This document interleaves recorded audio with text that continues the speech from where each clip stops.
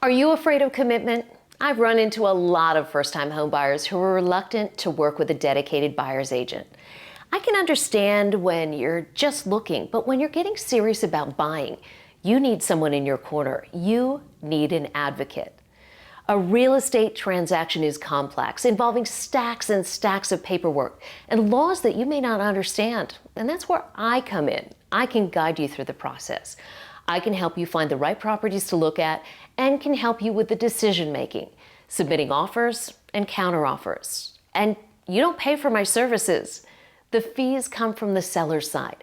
All you're expected to pay is a small brokerage fee. Now, I'll usually show clients several houses before I ask them to sign a buyer agency agreement because it's a trial period. I want to make sure that we're a good fit for each other. After that, I'm going to ask for a commitment because no one wants to show a client 50 houses and then have them buy a house with Uncle Joe or Aunt Sally.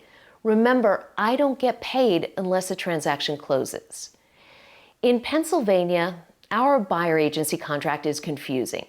In essence, it says that the buyer's agent's commission is paid by the seller unless the seller is unwilling to pay. So what does that mean?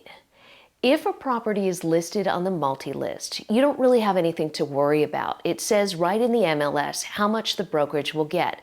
It's usually 2.5% to 3% of the sales price, depending upon the price of the property.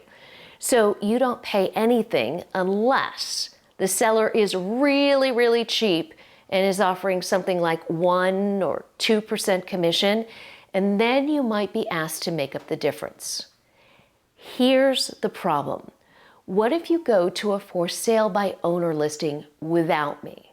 They're trying to sell their house on their own because they don't want to pay a commission. Sometimes the seller is willing to pay a buyer's agent, sometimes they aren't. If you decide to buy that house, then you might have to pay my commission. I've only had that happen once and the deal fell through. I always tell my clients, don't go to a FSBO without me.